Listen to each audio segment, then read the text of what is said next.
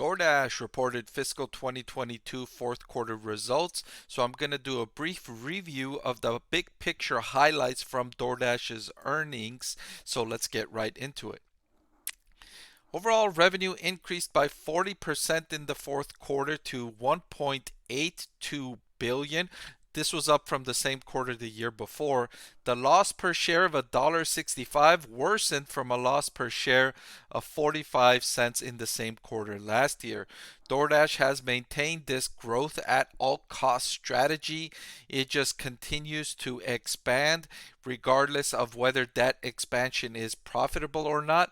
And it's kind of something that's specific to this industry, the food delivery industry. It may be one of those industries where it's going to be winner takes all. And so DoorDash, Uber Eats, and others are investing aggressively in growth and trying to put the other one out of business. And this is coming at massive losses to the bottom line. It's really good for customers as we all continue getting coupons in the mail for 50% off our delivery order, but it's not very good news for DoorDash and its competitors. Monthly active users grew to 32 million as of December. This was up from 25 million in the prior year. Again, I would question this monthly active user growth. I mean, DoorDash could technically count me as a monthly active user, but I only ever use DoorDash when they send me a massive promotion. So, am I really a DoorDash customer? I would say no, because as soon as they stop sending me those promotions, they're going to lose me as a customer. GOV, which is gross order value, increased by 29% to 14.5 billion. This is the total amount that customers spend on DoorDash, and then DoorDash takes a percentage of that for itself after it gives the restaurant its share or the merchant its share, after it pays the driver, and then DoorDash takes something, whatever is left over. Total orders increased by 27% to 467 million. Overall, this growth is surprising and impressive if you considered that DoorDash was thought to be a pandemic stock, that we were only using DoorDash because we were unable to go to restaurants to dine inside at restaurants, so we were ordering food for home consumption instead. But even as economies reopened, even as restaurants reopened and people had more places they could go and eat at, they still use DoorDash.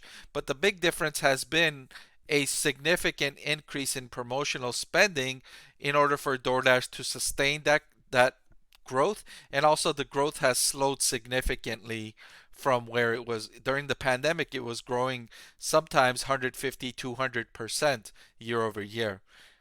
So it has slowed a bit. Cash flow from operations decreased to 367 million in 2022. This was down from 692 million in 2021. In 2022, DoorDash paid 889 million in stock-based compensation. This was up from 486 million in 2021. This is how one of the reasons why DoorDash is able to be positive cash flow from operations even while losing a ton of money on the bottom line is that it pays a lot of its employees in stock-based compensation, which is a non-cash expense. Unfortunately, that has the effect of diluting shareholders. So if or when they eventually become profitable, the earnings per share are going to be lower because there's going to be more shares outstanding. And I highlight here the positive cash flow from operations from DoorDash could be misleading. They had nearly 6 million in accrued expenses as of its latest update. So it's just a way of that DoorDash is categorizing costs and the timing of it that makes their cash flow from operations positive. But the core of the business, it's not a profitable business, right? It costs DoorDash a lot of money to deliver meals and things to your home quickly, right? It needs to pay drivers, it needs to pay merchants, it needs to convince merchants and restaurants to sign up on its platform.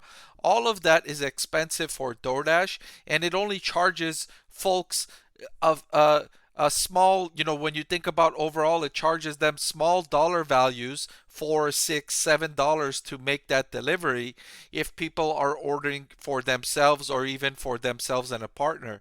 DoorDash really needs people to order bigger meals for more people and more often so that it can deliver multiple meals in one trip for a driver.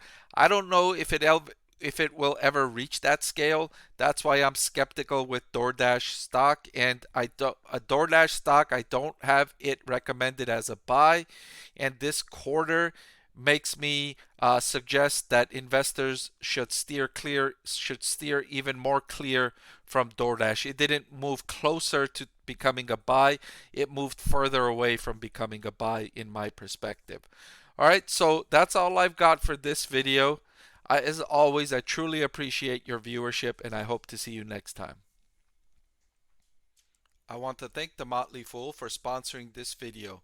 Visit fool.com/parkev for the 10 best stocks to buy now.